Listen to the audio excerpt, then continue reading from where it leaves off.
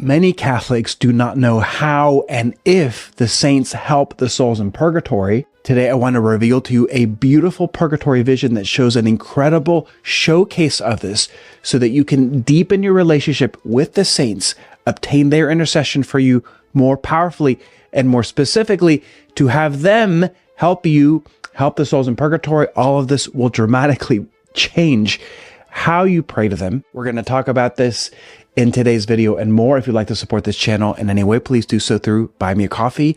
Now let me share with you this absolutely beautiful story. Listen to this. Philip Weld was the youngest son of James Weld, Esquire of Archer's Lodge, Southampton, and a nephew of the late Cardinal Weld.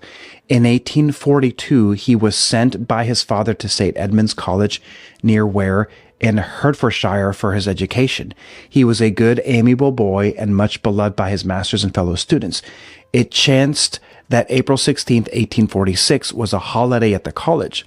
On the morning of that day, Philip had been to Holy Communion at the early Mass, having just finished a retreat, and in the afternoon he went boating on the River Ware, accompanied by one of the masters and some of his companions.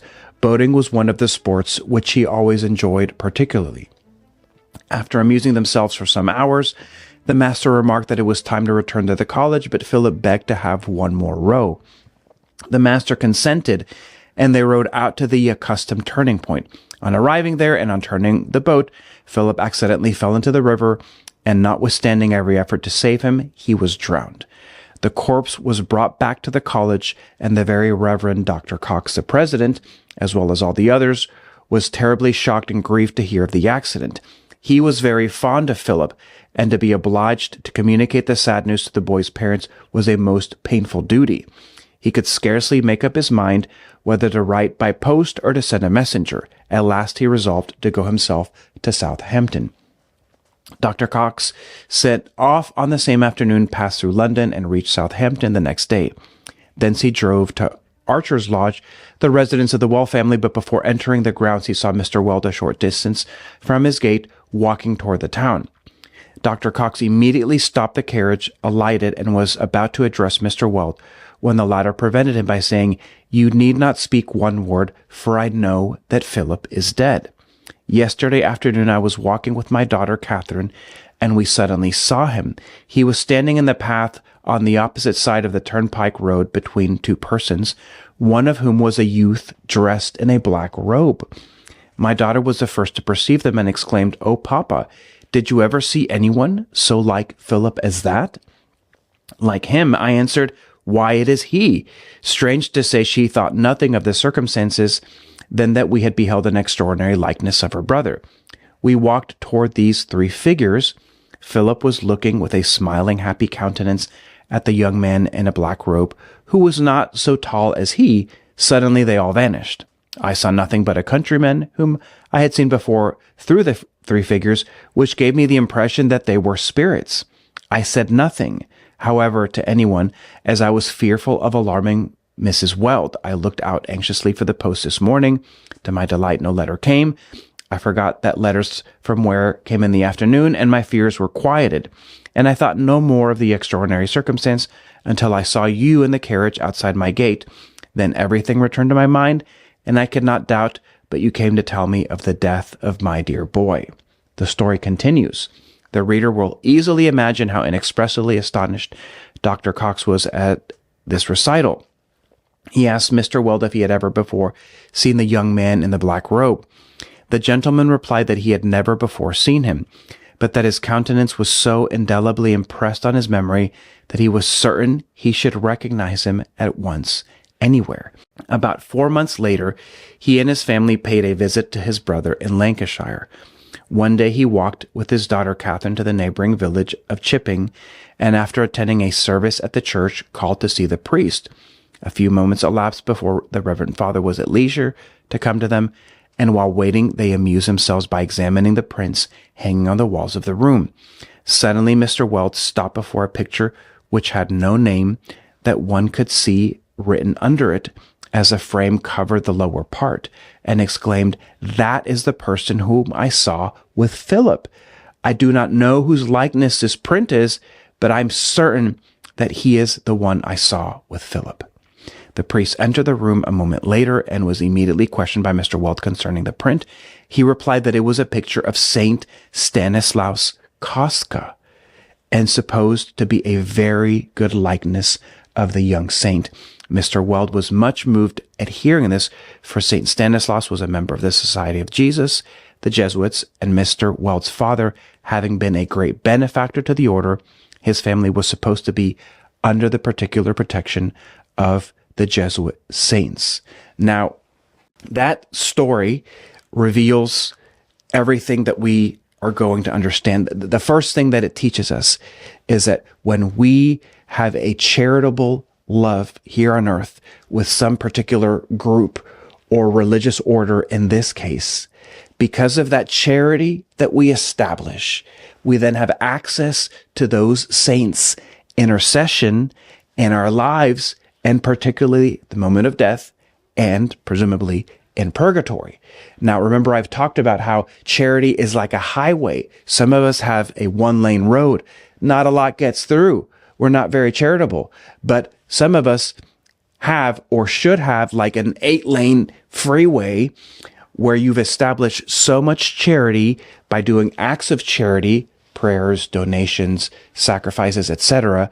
And in building your highway larger, you can give more charity and receive more charity. The scriptures are true in this. You reap what you sow. You take advantage of what you have built. Okay, now we're going to talk about how to dramatically increase the intercession of the saints for purgatory and for you. We're going to talk about this right now. So what is the difference between the prayer of the saints and the prayer of those on earth? Because sometimes people will say, well, why don't just the saints get all the people in purgatory out? Why can't they pray? Why can't they get them out? What is going on here? So our prayer versus their prayer is different. The prayer of the saints is called impetration. Here's the big word, the big theological word. Now, this is a word. Here's what it means. It means that they are praying, appealing to God's mercy based on the merits that they obtained during their life. So based on their holiness, they have a certain prayer power in heaven to obtain things from God's mercy. Our prayer is different.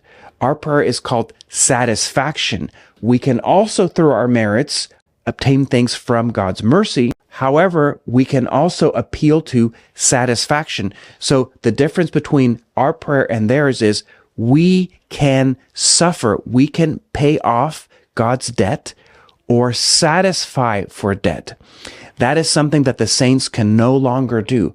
So if a soul in purgatory has a particular debt, because we can satisfy, we can make prayers of satisfaction, we can suffer, we still live in time, we can pay off that debt more directly and more quickly, whereas a saint has to, based on his merits, appeal to God's mercy, and they can sometimes obtain things that are even beyond what they should have, depending on how God answers their prayers.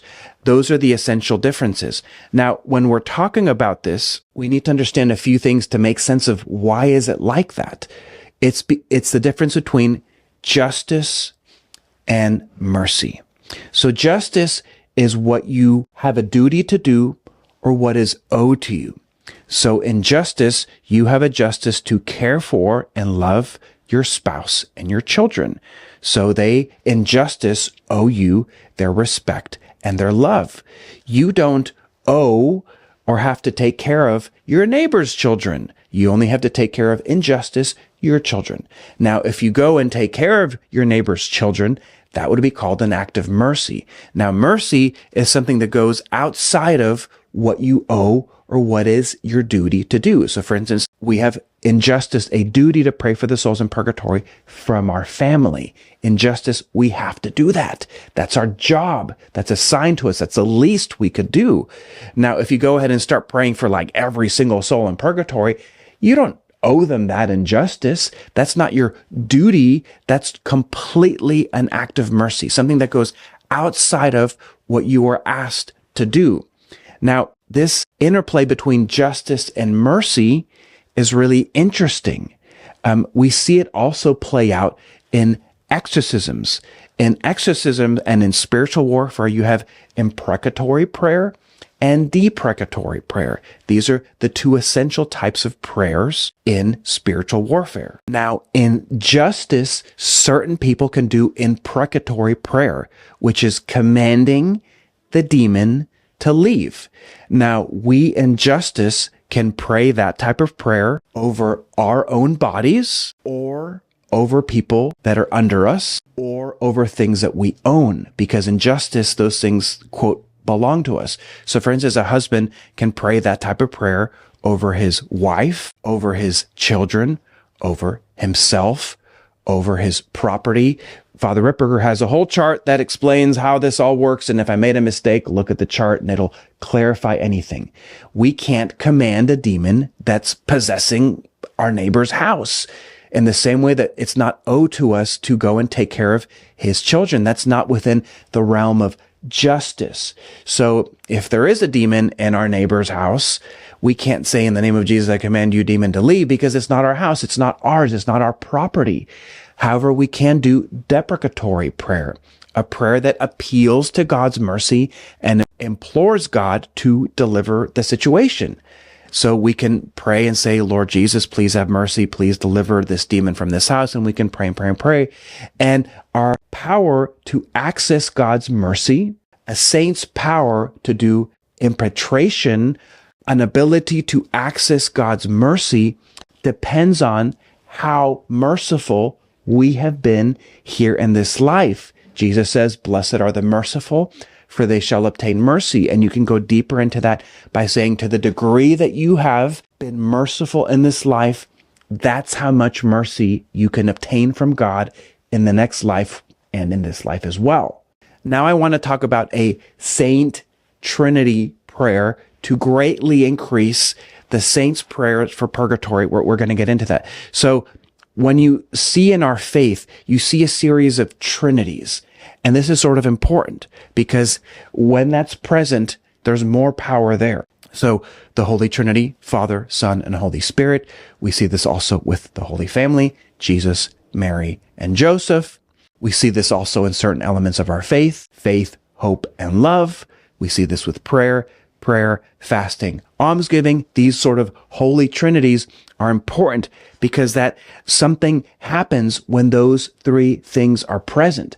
So now I want to reveal to you a Saint Trinity prayer that is radically more powerful than normal for the souls in purgatory. We can appeal to the saints to ask them to pray for the souls in purgatory.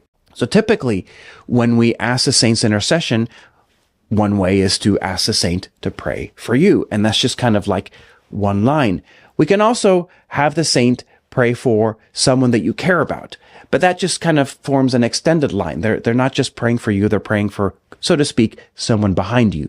You can also have them pray for someone in purgatory, and that's kind of getting to what I'm talking about. But there's something more that hardly anyone knows. To explain that, you have to understand the concept of a client. Now, in different places, we use different words to speak of someone who's particularly devoted to a particular saint. In India, for instance, it's common to use the word devotee.